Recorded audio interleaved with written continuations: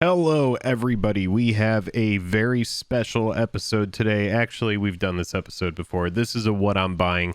I have cards that have been piling up. We have some new Capenna here before we get on into Commander Legends, Baldur's Gate, which is pretty much out by now, and then we also have Double Masters 2022 right around the corner. But I am still picking up some stuff from Capenna. There's also some leftovers from Kamigawa Neon Dynasty in here, a tiny bit of reserve list. Let's get into this new episode of What I'm Buying.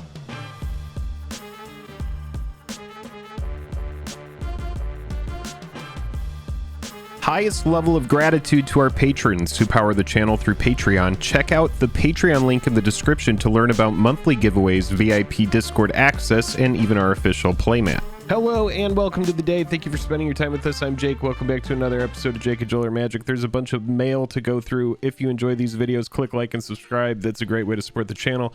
Shout out to our sponsor, Dragon Shield. If you like nice playmats like these, use the affiliate link below when you order your Dragon Shield products. That directly helps the channel. That also goes for TCG. There's some links below. Go on over to Patreon if you want to get involved on a deeper level. There's a whole bunch of stuff, but for now, we're just going to talk about some mail.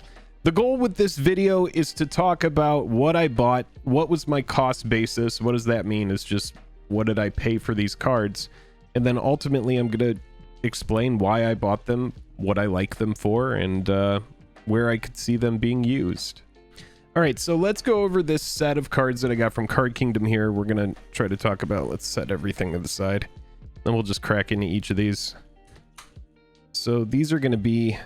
This entire order here was like $46. I'm just cherry picking singles at this point. I didn't buy a lot of new Capenna straight up. Broker's Ascendancy foil, that was 49 cents. What I like about this card, we're putting a 1/1 counter on each creature we control and a loyalty counter on each planeswalker we control. So this is a very strong passive effect. Now we have some Maestro's Ascendancies, just regular. These are 49 cents a piece. Set those to the side. Maestro's Ascendancy is pretty sweet. Once during each of your turns, you may cast an instant or sorcery spell from your graveyard by sacrificing a creature in addition to paying its other costs. If a spell cast this way would be put in your graveyard, exile it instead. So a little bit reined back on the degeneracy, but a lot of value here to be had. Simply by sacrificing a creature. So build that into the right type of situation and you're going to get a lot of value out of your graveyard. Stimulus package I also like as well. 1 green, 1 red, 2 other. When it enters the battlefield, create 2 treasure tokens. Treasure is getting out of hand in a big way. It's a very powerful archetype. Sacrifice a treasure, create a 1/1 green and white citizen creature token. That's a colon. You're able to do that at instant speed. Seems pretty strong. I know that it is a 4-cost enchantment. You are going to see a lot of artifacts, a lot of enchantments in my videos. The reason is because they're such a powerful permanent type. Stimulus package, we paid 49 cents for. Next, we have Riveteers Charm. The reason that I'm buying the charms is because it's versatility. I wanted one of each of these, and then there's also a couple charms in this video that I've targeted multiple copies. This was 79 cents. It's just a good modal spell, being able to have target opponent sack a creature at instant speed or planeswalker with the highest mana value.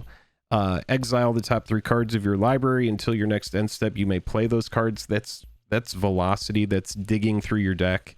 And then you can exile target player's graveyard, which is pretty sweet as well, and sometimes a very relevant thing. You're going to see some stuff that is specifically for my collection, meaning I did not spec it. Like, for example, Maestro's Ascendancy. I think this card is really good, and I did spec this card. I bought multiple copies of it, and the reason is because I think it's a good enchantment. I think that you give that card some time, and people are going to figure out a way to break it.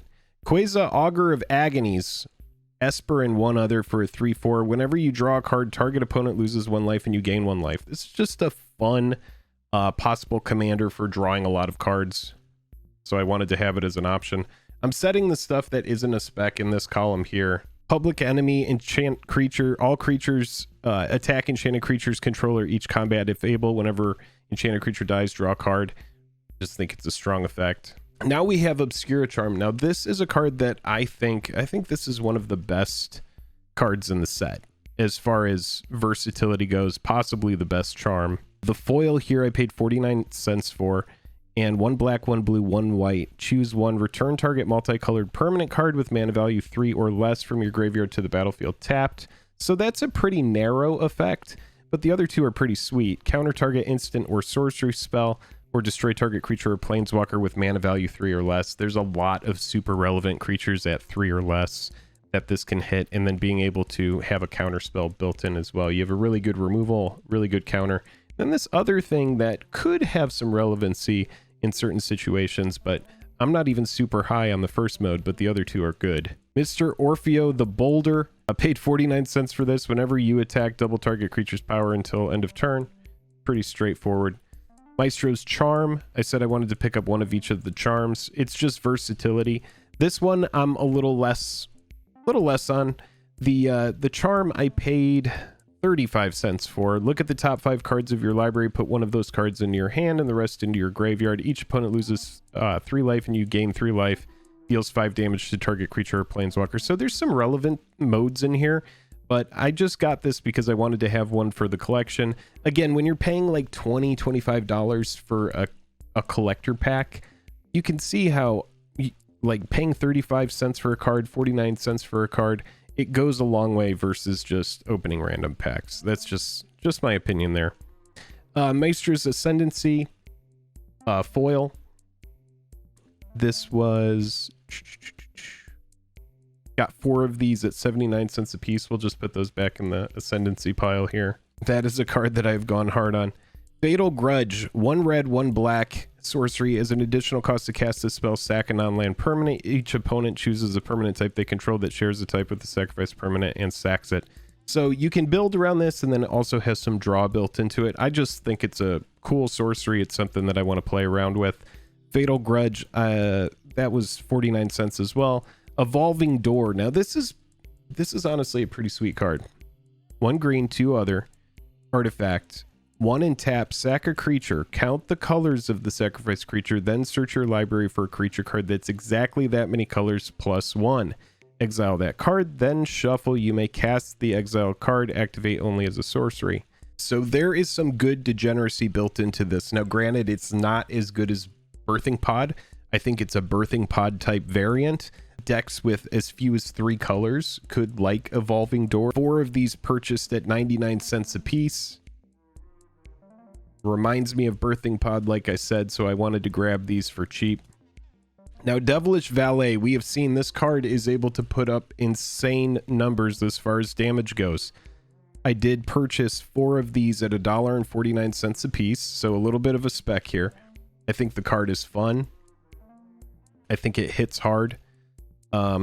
Devil Warrior, pretty crazy creature types.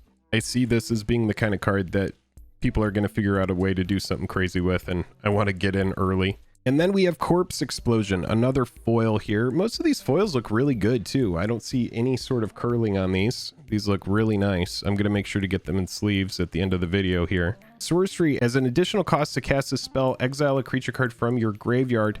Corpse Explosion deals damage equal to the exiled card's power to each creature and each planeswalker. So this is a potential board wipe for 3 if you build your deck correctly.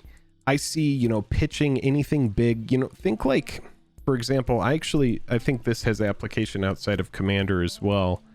I think of like Rotting Regisaur, for example, being able to use an effect, some sort of looting effect to pitch Rotting Regisaur and then cast this, dealing 7 to everything. I don't know. I think it's pretty strong, and I think its power level is yet to be determined. Corpse Explosion. That was $1.49 for that foil. And then we have Carmella, Glamour Thief. Carmella Glamour Thief foil was 79 cents. I just think it's a fun effect. Haste is good. Cabaretti Charm, again, versatility. 1 white, 1 green, 1 red. Deals damage equal to the number of creatures you control to target creature or planeswalker. Creatures you control get +1/+1 and gain trample until end of turn. That can be a blowout effect. And then create 2 1/1 green and white citizen creature tokens. Remember, that is at instant speed. So being able to do that on the EOT to have creatures that are ready to attack, that could be really strong. Cabaretti Charm, foil, 35 cents here. So not really breaking the bank. Again, all of the cards you see here were purchased for $46. Then we have Cabaretti Ascendancy at the beginning of your upkeep. Look at the top card of your library. If it's a creature or planeswalker card, you may reveal it and put it into your hand. If you don't put the card into your hand, you may put it on the bottom of your library. So this nice little way of getting through your deck. Again, I really do love enchantments. And what is the last? Okay, Broker's Charm and 2 Broker's Ascendancies. So we already talked about the Broker's Ascendancies. I think these are sweet, being able to put a 1/1 counter on each creature you control and a loyalty counter on each planeswalker you control. It's a pretty strong effect. And those Broker's Ascendancy foils were 99 cents a piece, and then the Broker's Charm foil 49 cents. So it's Bant for choose 1 target creature you control gets +1/+0 until end of turn. It deals damage equal its power to target creature or planeswalker an opponent controls. It also has destroy target enchantment and draw 2 on it. So nice versatility there. Drawing 2 cards, you're never going to hate doing that at instant speed. Destroy target enchantment. It's very strong.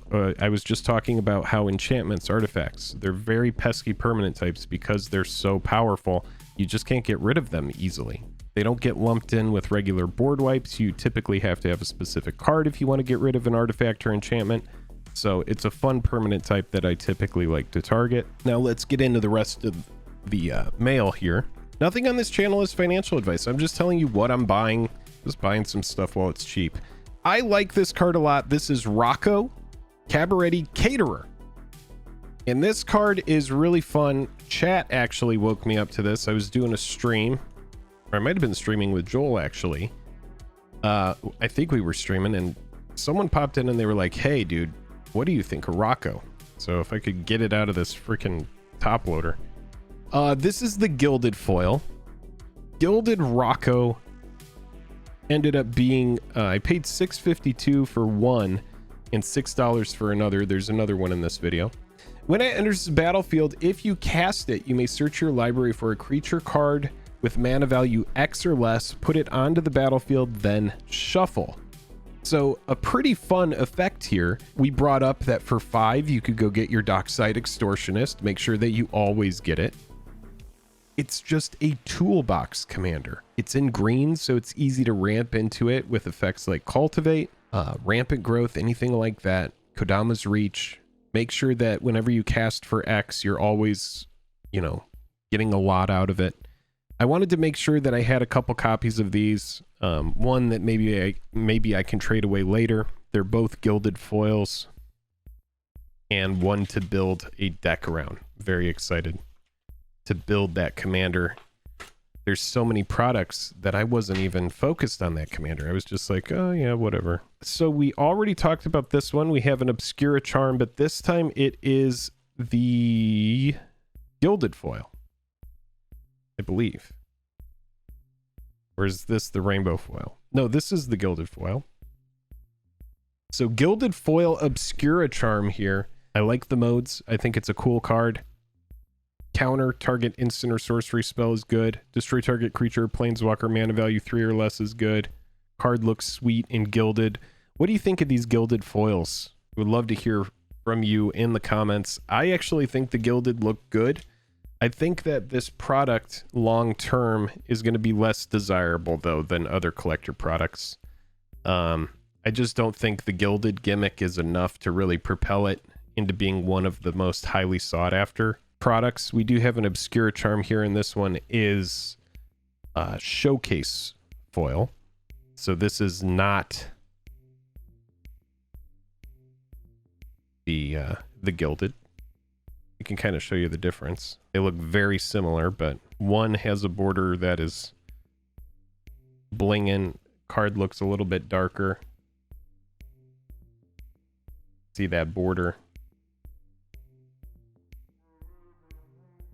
Yeah. Sweet card though. I do think the card is really cool. Oh, now this is an interesting one. Lucky Clover comes to us because there was a recent card spoiled that is going to benefit a recent general, actually. And the card is Gorion, Wise Mentor, 1 blue, 1 white, and 1 green, Vigilance. It's a 3/4 human wizard. Whenever you cast an adventure spell, you may copy it. You may choose new targets for the copy.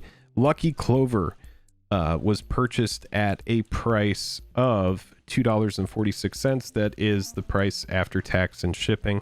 You know, I should note that the Obscura Gilded was purchased at $2.74 and the Obscura Showcased was purchased at $2.50. I don't think I mentioned that when we went past those cards. But yeah, Lucky Clover, it seems like an auto include in Gorion, which is why I went ahead and picked up the spell when I saw the Gorion spoiler. Now earlier I was talking about how I did not buy a lot of Capenna, and I did most of my singles shopping, as you saw on Card Kingdom, but also I bought some cards on eBay as well. Vivian on the Hunt. Now this is a non-foil copy. I just got it, and this might be a bad price these days, but I paid for the non-foil $7.67 after tax and shipping. I just want this for the collection. This isn't a card that I plan on speccing or selling later. I just want one to be able to play with. I think it's a very strong card. 4 loyalty for a 6 cost walker. It's +2. You may sack a creature. If you do, search your library for a creature card with mana value 1 plus the sacrifice creature's mana value. Put it onto the battlefield, then shuffle. That is a Birthing Pod effect. It also has a +1 mill 5 cards, then put any number of creature cards milled this way into your hand. That's strong. Very strong. It also has built-in protection, -1, create a 4/4 green Rhino Warrior creature token. So I think this card has legs in the long term, possibly in Constructed, but I actually like it in Commander as well. Being able to tutor through your library based on mana value, it has always been a very strong effect. Another Maestro's Ascendancy. These are $1. This was, oh, they put some lands in there to protect it. This was purchased at $1.30. People are going to be like, what are these piles? All right, now we do have some Kamigawa here. Kodama. Played with this in draft, and this card is just a beast. Kodama of the West Tree. 1 green, 2 other, reach. Modified creatures you control have trample, and that means that equipment, auras you control, encounters or modifications. Whenever a modified creature you control deals combat damage to a player, search your library for a basic land card, put it onto the battlefield, tap, then shuffle. I don't think every commander deck is going to want Kodama that's in green, but if you're in like green with a bunch of basics, or if you are in like red-green and you have some basics, I think Kodama is an easy auto include. You know, if you're playing like Uril and you have auras, or if you have counters, those are good modifications as well.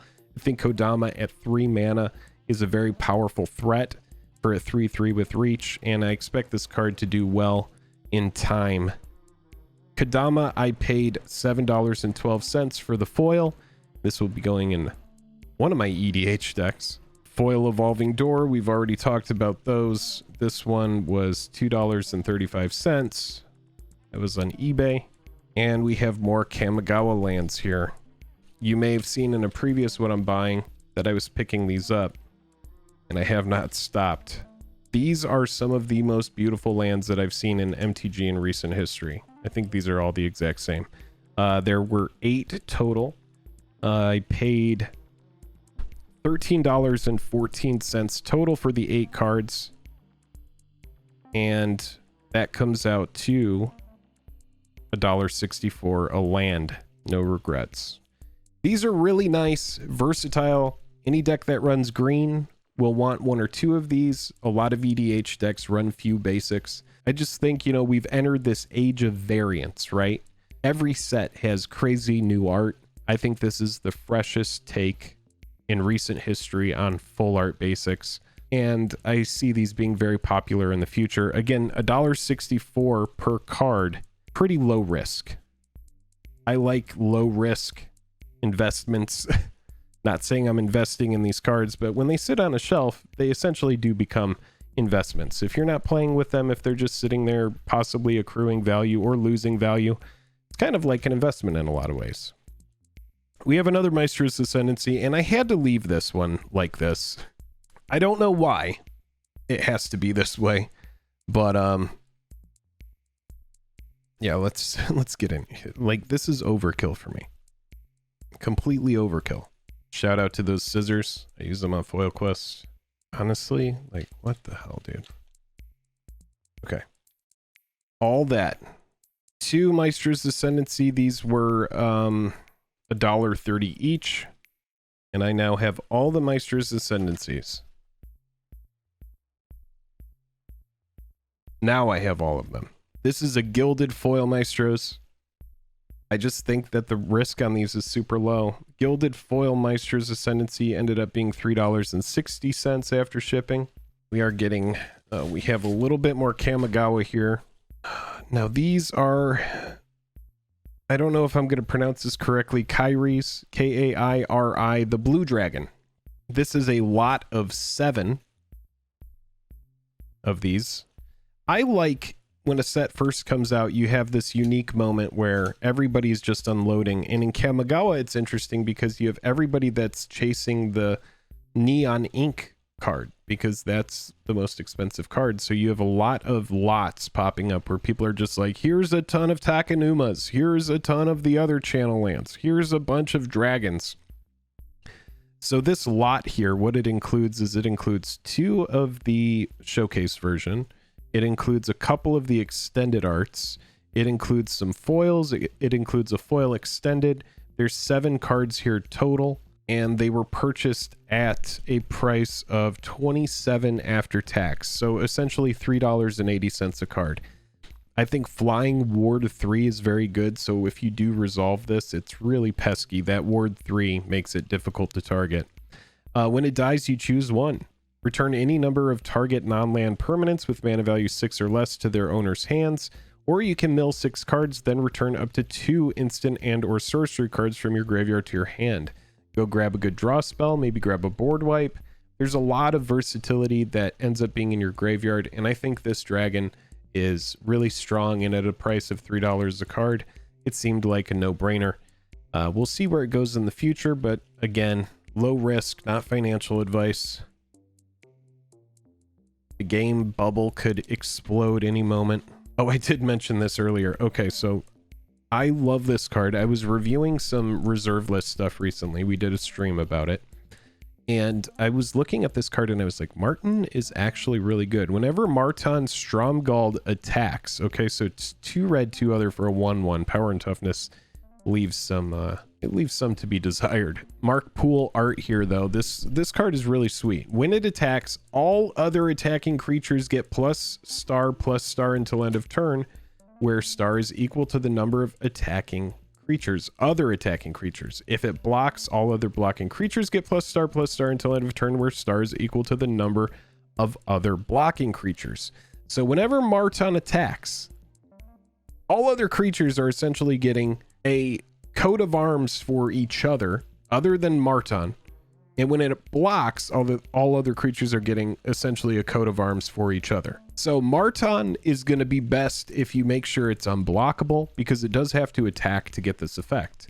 But I think that the card has some legs in a go wide EDH strategy. I know that this is jank reserve list, but I just think that the card is stronger than people give it credit for.